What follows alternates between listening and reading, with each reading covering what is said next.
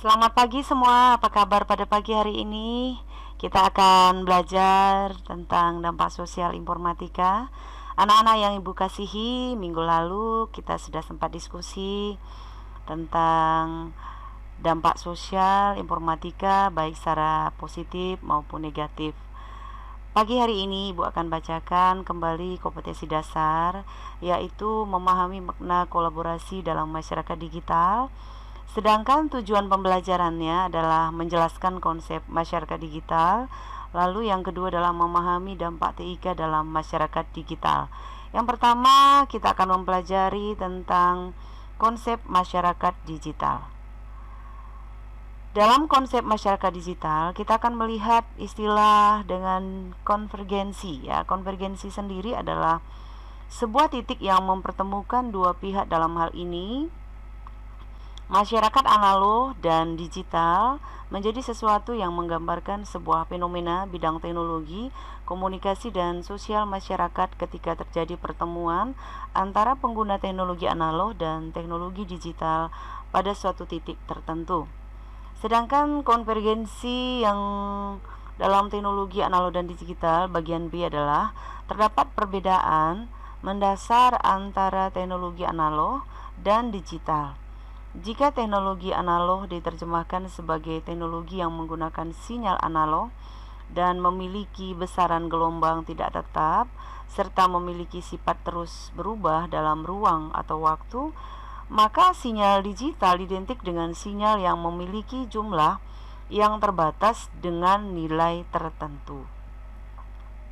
Bagian C adalah konvergensi dalam komunikasi dan proses sosial. Komunikasi sebagai suatu fenomena sosial yang tidak dapat dipisahkan dari masyarakat, karena masyarakat sendiri termasuk makhluk sosial. Yang D adalah konvergensi media teknologi komunikasi sebagai barometer sosial. Teknologi komunikasi bersifat analog maupun digital termasuk sarana yang dapat digunakan untuk melihat kondisi sosial masyarakat dari yang bersifat internasional maupun lokal.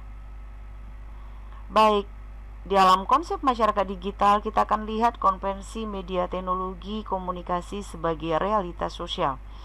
Realitas sosial secara umum memperlihatkan fungsi teknologi komunikasi sebagai barometer sosial.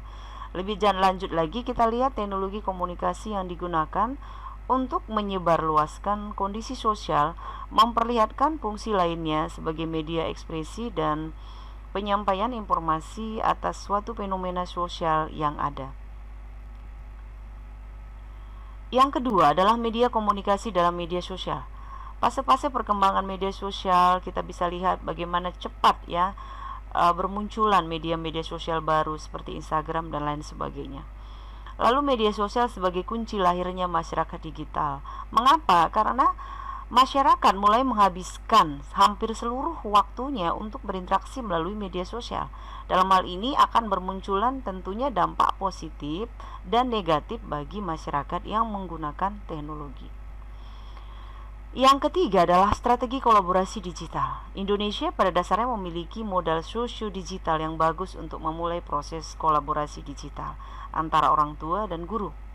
Kita bisa terhubung dengan teman lama maupun teman baru.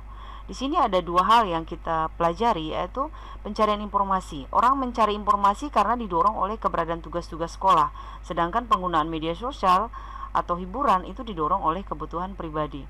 Sedangkan kolaborasi digital orang tua dan pendidikan, di sini kita lihat keberadaan sekolah dan juga guru dan orang tua, karena orang tua yang bertindak sebagai guru pertama di rumah yang berperan sebagai sekolah pertama.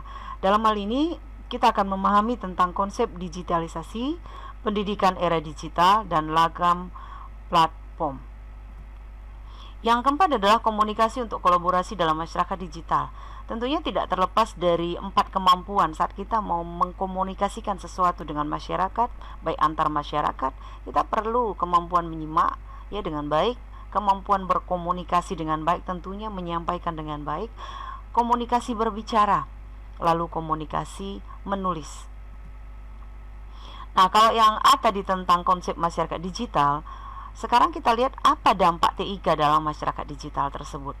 Secara umum kita lihat pengertian teknologi adalah bagaimana metode melakukan sesuatu untuk memenuhi kebutuhan manusia, sehingga seakan-akan kita memperpanjang, memperkuat dan membuat lebih banyak anggota tubuh, panca indera dan otak manusia.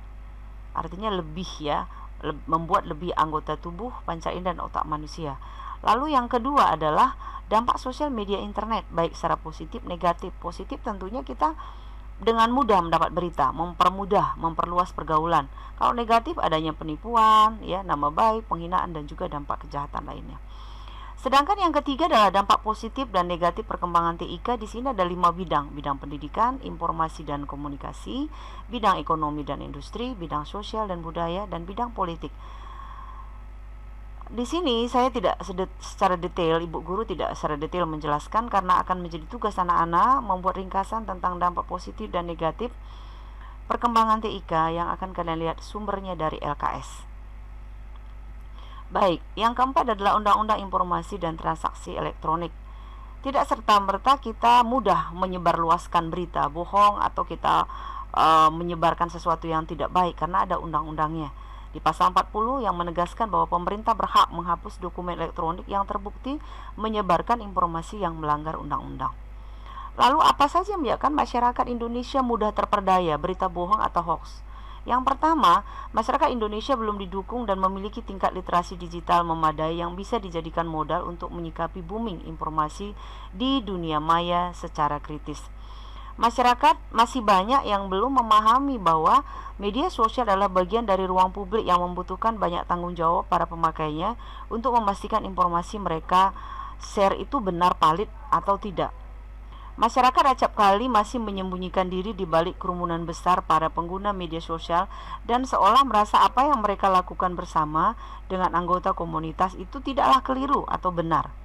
Baik, anak-anak pada pagi hari ini anak-anak akan ada tugas ya. Yang pertama, anak-anak akan baca LKS anak-anak, lalu cari dampak positif dan negatif perkembangan TIK di bidang pendidikan, informasi dan komunikasi, ekonomi dan industri, bidang sosial budaya, bidang politik. Tugas ini akan dibuat di buku catatan. Namun sebelum anak-anak menuliskan jawaban, tolong tulis ya identitasnya, nama, kelas, dan nomor absen. Ini ada fungsinya karena sekalian mengurangi tidak adanya copy paste ya. Lalu juga untuk semester ini Ibu minta untuk anak-anak mengirim tugas paling lambat jam 4. Jadi tidak lagi mengirim tugas itu malam ya, agar anak-anak bisa persiapan untuk besok pagi pelajaran berikutnya. Baik anak-anak, jikalau tugas ini belum jelas boleh hubungi Ibu ya. Anak-anak yang Ibu kasih pada pagi hari ini saya sedikit membold ya, menggarisbawahi sumbernya hanya LKS karena cukup jelas LKS-nya anak-anak, agar anak tidak serta-merta cari di Google dampak positif TIK gitu ya, padahal di LKS sudah ada. Dan juga anak-anak saya ingatkan bahwa sebelum kalian mengerjakan, Ibu ingatkan bahwa jika sumbernya bukan dari LKS maka nilai akan dikurangi, dan juga jika tugas dikirim terlambat maka nilai akan dikurangi. Terima kasih anak-anak, mari kita kerjasama dengan baik, tetap semangat belajar, dan salam sehat untuk kita semua pada pagi hari ini.